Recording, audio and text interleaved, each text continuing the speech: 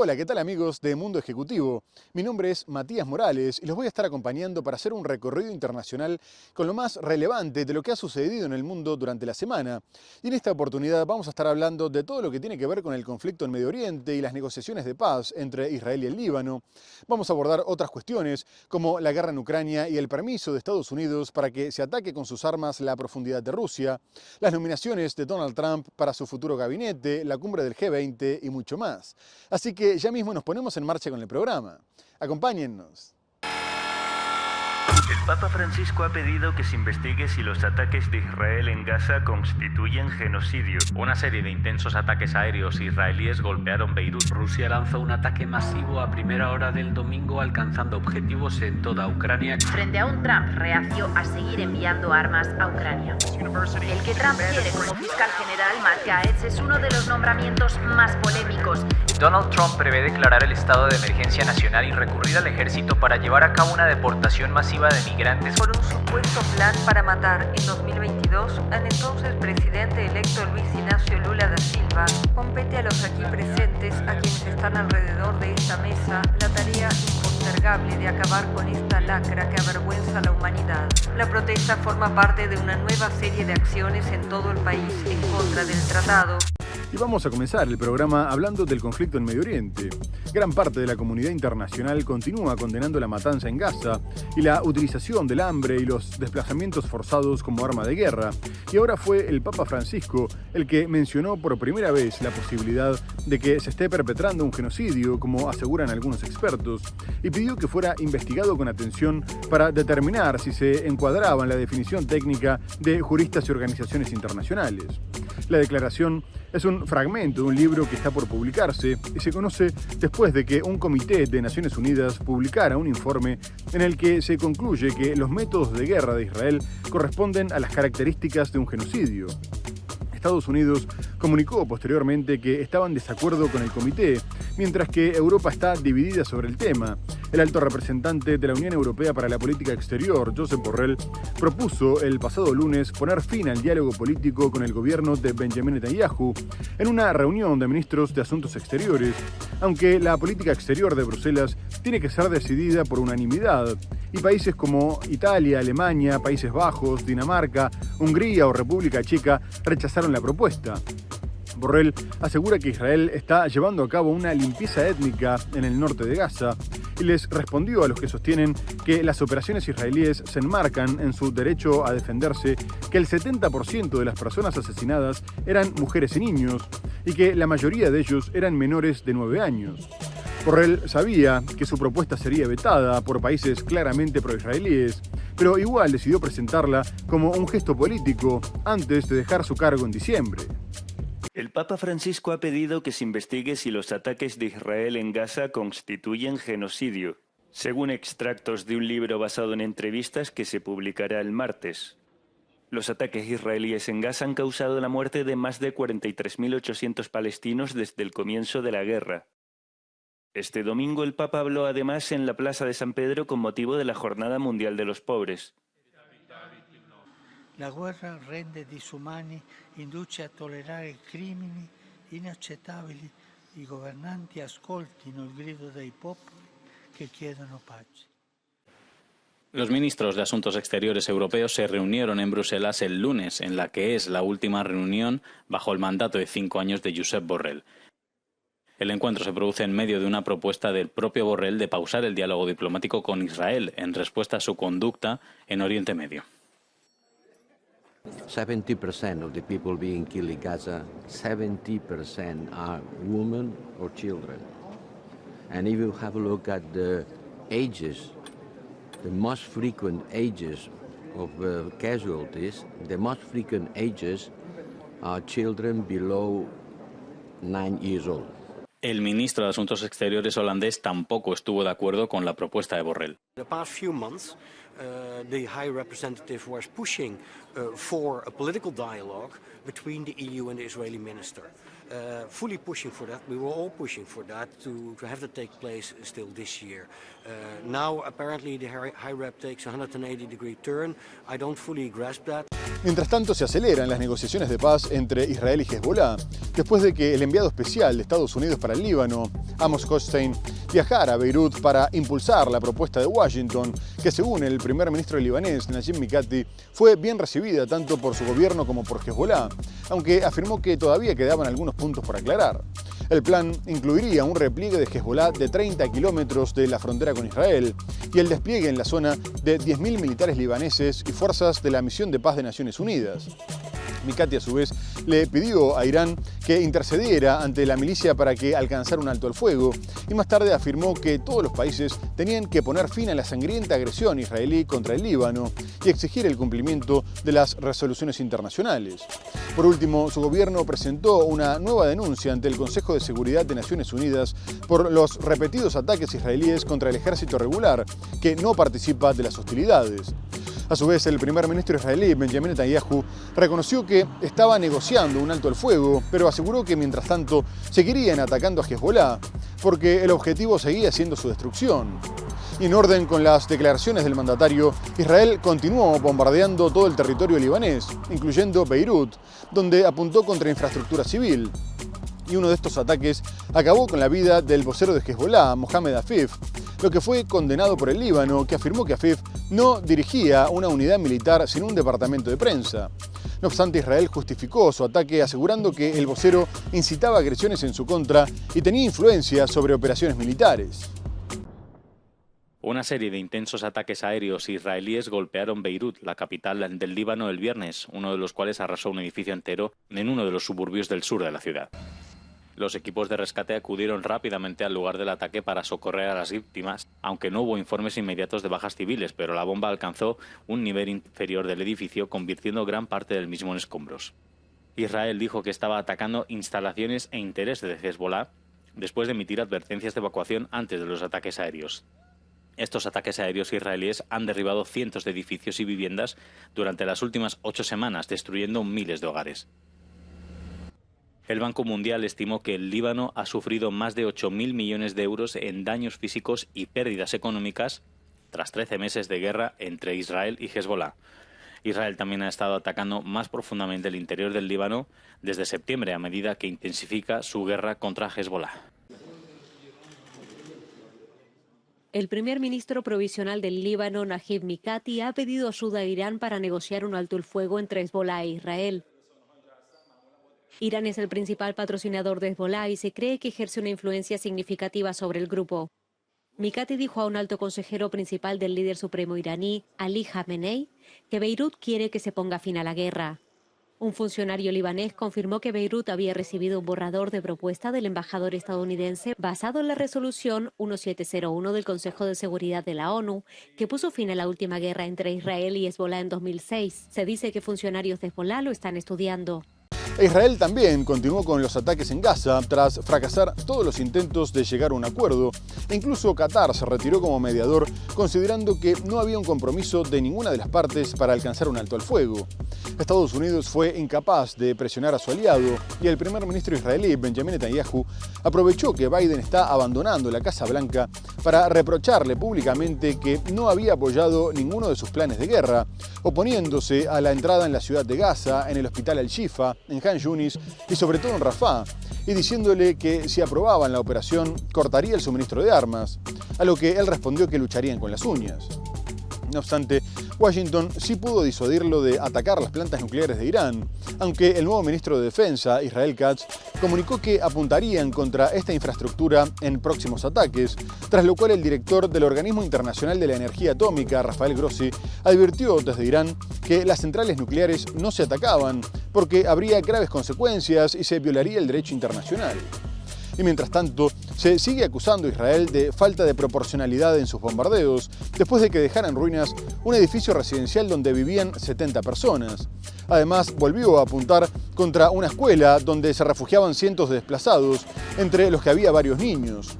El recién destituido ministro de Defensa, Yoav Gallant, asegura que ya se cumplieron los objetivos y que no tiene sentido seguir en Gaza, como reclaman miles de personas en las calles de Israel. Pero Netanyahu sigue prolongando la guerra, presionado también por la extrema derecha. Un ataque israelí redujo a escombros todo este bloque de apartamentos en Beit Lahia, al norte de Gaza. Se cree que en este edificio vivían unas 70 personas. Han encontrado decenas de cadáveres, muchas personas siguen desaparecidas. El ejército israelí no ha hecho comentarios tras la ofensiva. Israel ha llevado a cabo numerosos ataques en Gaza este fin de semana, como parte de lo que, según dice, es una campaña contra Hamás. Entre los muertos en el ataque a esta antigua escuela de la ONU, ahora utilizada para albergar a desplazados, había niños. Otros jóvenes resultaron heridos en otro ataque contra una barbería.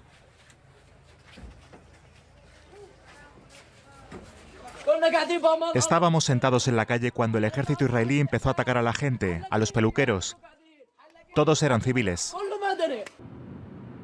El ejército israelí afirma haber interceptado 2 cohetes disparados desde Gaza hacia Israel este sábado. El ataque indica que siguen operando en la zona, a pesar de la intensa campaña de Israel para destruir a Hamás. En Tel Aviv, miles de manifestantes israelíes protestaron para exigir un alto el fuego y un acuerdo para la liberación de los rehenes. La guerra en Gaza terminó. El ejército de Israel sigue allí, pero en realidad no es una guerra. Pueden seguir así 20 años. No va a resolver el problema. Protestan ante el estancamiento de las negociaciones sobre un alto el fuego en Gaza. Qatar, mediador clave, asegura estar dispuesto a retomar las negociaciones si tanto Hamás como Israel muestran voluntad y seriedad para alcanzar un acuerdo. Y ahora quisiera dejar de lado el conflicto en Medio Oriente para hablar de la guerra en Ucrania. Rusia llevó a cabo uno de los mayores bombardeos contra el país desde el comienzo del conflicto, apuntando sobre todo contra infraestructura energética en casi todas las regiones, dejando además 9 muertos y 20 heridos. Ucrania afirmó más tarde que se habían lanzado 120 misiles y 90 drones y que había interceptado casi todos, incluso los hipersónicos Zircon y Kinzhal. Pero esta afirmación fue desmentida por el Ministerio de Defensa ruso, que dijo que había alcanzado todos sus objetivos, e incluso por las imágenes en las que se podía ver que gran parte de los proyectiles habían impactado. Y más tarde, el mandatario ucraniano Volodymyr Zelensky reconocía que varias instalaciones habían sido afectadas, como la central hidroeléctrica de Kremenchuk. A su vez, los ataques también apuntaron contra objetivos militares, lo que disparó la alerta de la Fuerza Aérea Polaca, ya que varios de ellos tuvieron lugar cerca de la frontera. Asimismo, el Ministerio de Energía comunicó que tendrían que tomar medidas de restricción al consumo de electricidad en todo el país, que se suman a los cortes programados que tienen lugar desde hace meses, en un intento de prepararse para el invierno, ya que según Kiev, la mitad de su capacidad energética ya fue destruida, por lo que pide la ayuda urgente de sus aliados para reparar la red. Por su parte, el operador ucraniano DTEK reveló que este había sido el 8º ataque del año contra sus instalaciones y consideró que era necesario reforzar la capacidad de defensa antiaérea, aunque agregó que si bien seguirían los cortes, para el mediodía del día siguiente la luz estaba volviendo en la mayoría del país. Rusia lanzó un ataque masivo a primera hora del domingo, alcanzando objetivos en toda Ucrania con 120 misiles y 90 drones. En la ciudad meridional de Mykolaiv murieron 2 personas y otras 6 resultaron heridas, entre ellas 2 niños, según declaró el presidente Volodymyr Zelensky. Rusia también atacó partes de la infraestructura energética de Ucrania en todo el país justo cuando se acerca el invierno. Desde su invasión en febrero de 2022, Rusia ha estado atacando las centrales eléctricas. Se oyeron explosiones en toda Ucrania, incluso en Kiev y en el puerto de Odessa, según informes locales. 2 personas murieron en la región de Odessa, donde el ataque dañó la infraestructura energética e interrumpió el suministro de electricidad y agua, informó el gobernador local. El bombardeo incluyó drones de fabricación iraní, así como misiles de crucero, balísticos y lanzados desde aviones. Las defensas aéreas derribaron un total de 140 objetivos en el aire, afirmó Zelensky. Las autoridades tuvieron que interrumpir el suministro eléctrico en numerosas regiones para prevenir una sobrecarga de la red. Según Kiev, Rusia ya ha destruido la mitad de la capacidad energética del país con sus ataques en casi 3 años de ofensiva. Polonia y otros aliados movilizaron sus fuerzas tras el ataque ruso. Los sistemas antiaéreos polacos fueron elevados al máximo grado de alerta. Varsovia busca garantizar la seguridad de las áreas colindantes con las regiones amenazadas por las tropas de Vladimir Putin. el mayor proveedor de energía privada de Ucrania, confirmó los ataques, indicando que provocaron cortes de energía de emergencia en múltiples regiones. El CEO de la empresa afirmó que esto subraya la necesidad de sistemas adicionales de defensa aérea y que el suministro de energía a millones de personas este invierno depende de ello. Y por otra parte, a 2 meses de su salida de la Casa Blanca, el mandatario estadounidense Joe Biden generó preocupación en todo el mundo, ya que, según los medios norteamericanos, decidió levantar las restricciones a Ucrania para que atacara cualquier punto de Rusia con sus misiles de largo alcance. Una medida que el presidente ruso Vladimir Putin ya había advertido que sería considerada como la implicación de la OTAN en el conflicto y la había calificado como muy cercana a la agresión directa. Además, había dicho que un ataque masivo sobre Rusia ameritaría el uso de armas nucleares. A su vez, se comunicó que la medida había sido tomada como respuesta a la supuesta implicación de tropas norcoreanas en la guerra, a pesar de que, si bien el mandatario ucraniano Volodymyr Zelensky había dicho que ya habían entrado en combate, no se confirmó su participación y el propio jefe de las Fuerzas Armadas de Ucrania, Oleksandr Syrsky, informó que recién se estarían preparando para ser desplegadas. Además, se especula con que, de ser cierto, se limitaría a la región rusa de Kursk y no cruzarían a territorio ucraniano. La semana pasada se había afirmado que tanto el gobierno demócrata como Francia y el Reino Unido intentarían escalar la situación hasta un punto de no retorno para que fuera imposible que Donald Trump retirara su apoyo a Ucrania. Los misiles autorizados son los ATACMS, que tienen un alcance de 300 kilómetros. Y si bien los rusos dijeron que no cambiarían la dinámica del conflicto, 2 miembros del Consejo de la Federación de Rusia, la Cámara Alta del Parlamento, afirmaron que la escalada podría dejar en ruinas a Ucrania de un día para el otro y que era un gran paso hacia la Tercera Guerra Mundial. El presidente ucraniano Volodymyr Zelensky llevaba meses pidiéndolo. Ucrania quiere utilizar misiles de largo alcance contra objetivos rusos. Hasta ahora, una línea roja de los aliados occidentales. Hoy, el presidente Biden habría levantado ese veto según medios estadounidenses. Putin advirtió que esto supondría una escalada mayor en el conflicto. En los próximos días, Ucrania podría empezar a usar esos misiles suministrados por Washington, según apuntan algunas fuentes. Biden ha prometido ayudar a Kiev todo lo posible antes de que termine su mandato en apenas 2 meses, frente a un Trump reacio a seguir enviando armas a Ucrania. El presidente de Ucrania rompe su silencio tras recibir luz verde de Washington para usar armas estadounidenses dentro de Rusia. Pero a pesar de haberlo pedido repetidamente desde hace meses, la respuesta de Zelensky fue notablemente moderada.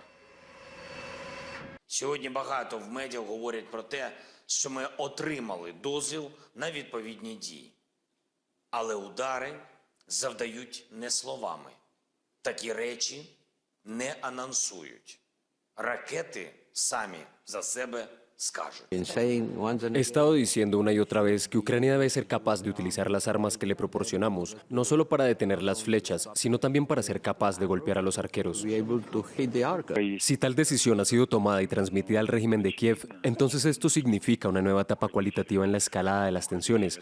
También es una situación cualitativamente nueva desde el punto de vista de la implicación de Estados Unidos en este conflicto. Y las reacciones continuaron. En el entorno de Donald Trump hubo mucho malestar y el futuro secretario de Sanidad, Robert Kennedy, declaró que los hombres anónimos de corbata que actualmente dirigían la política exterior de Estados Unidos querían comenzar la Tercera Guerra Mundial antes de dejar la Casa Blanca, una afirmación que también hizo uno de los hijos del presidente electo, Donald Trump Jr., que dijo que el complejo militar industrial parecía querer asegurarse de que ponían en marcha la Tercera Guerra Mundial antes de que su padre tuviera la oportunidad de crear la paz y salvar vidas. A su vez, la vocera de Asuntos Exteriores de Rusia, María Zaharova, recordó que Vladimir Putin ya había advertido que ese paso sería una implicación directa de Estados Unidos en el conflicto, y el vocero del Kremlin, Dmitry Peskov, dijo que la decisión de Washington era una escalada de tensiones cualificativamente nueva. A su vez, varios estados europeos condenaron la medida, como Hungría y Eslovaquia. El mandatario de este último, Robert Fico, consideró que se trataba de una escalada de tensiones sin precedentes que frustraría toda esperanza de entablar conversaciones de paz. Y el ministro de Exteriores húngaro, Péter Szijjártó, advirtió que el paso dado por Estados Unidos era muy peligroso, ya que existía un gravísimo peligro de una tercera guerra mundial. Mientras tanto, otros países comenzaron a tomar medidas previendo el estallido de un conflicto global. Suecia está enviando panfletos a sus ciudadanos instándolos a prepararse para una guerra, y Finlandia creó una página de internet con consejos ante un eventual conflicto. Los políticos de Eslovaquia y Hungría condenan enérgicamente la decisión del presidente Joe Biden de permitir a Ucrania atacar objetivos dentro de Rusia con misiles de largo alcance suministrados por Estados Unidos. El primer ministro de Eslovaquia, Robert Fico, dice que la decisión frustrará las conversaciones de paz. Ide o bezprecedentnú eskaláciu napätia.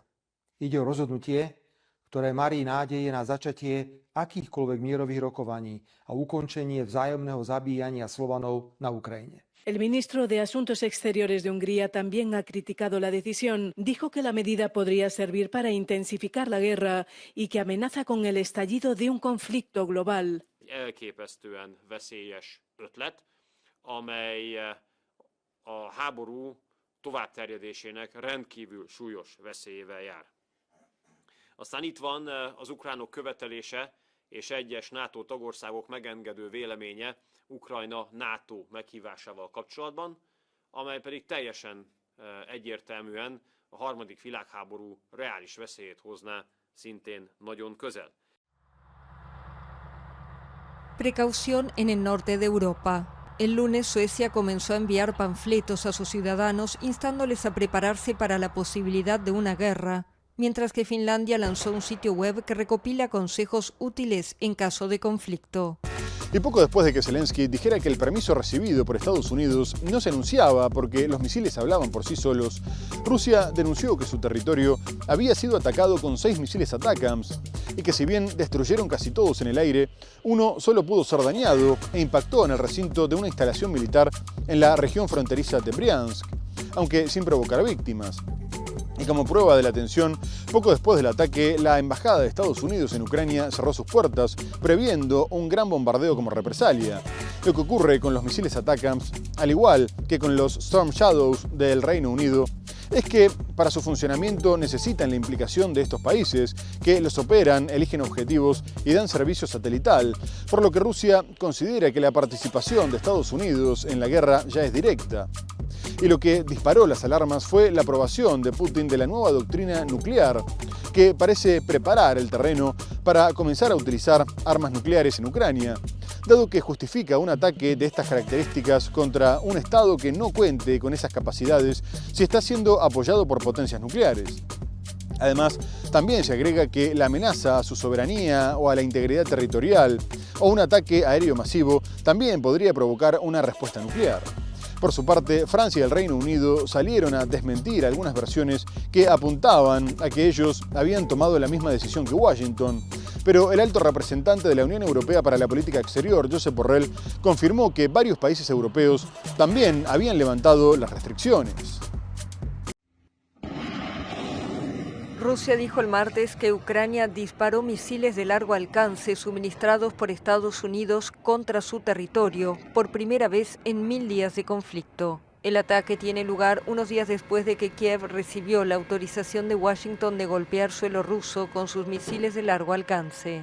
Según el Ministerio Ruso de Defensa, el ataque tuvo lugar a las 3:25 locales con 6 misiles balísticos contra un emplazamiento en la región de Briansk. Añadió que se usaron misiles tácticos ATACMS de fabricación estadounidense. El uso de este tipo de misiles era una línea roja para Moscú, que había prometido una respuesta apropiada si eso ocurría.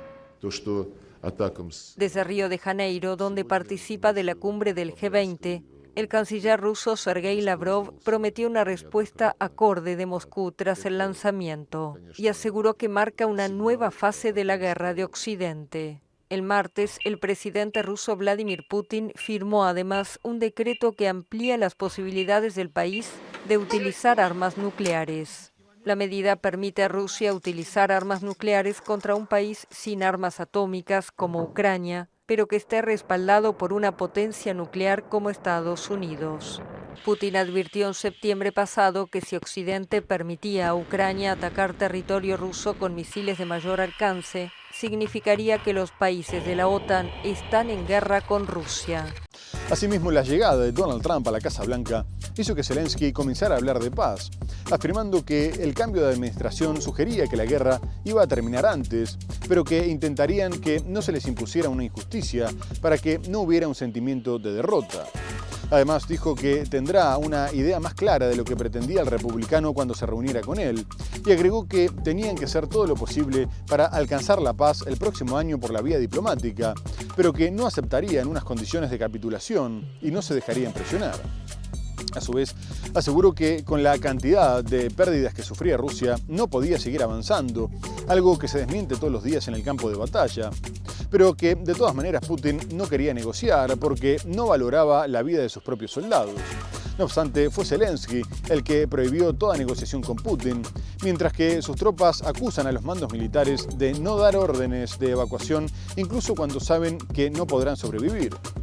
Asimismo, no está claro a qué se refiere cuando dice que va a hacer todo lo posible para finalizar la guerra por la vía diplomática, cuando criticó fuertemente la iniciativa del canciller alemán Olaf Scholz de llamar a Putin.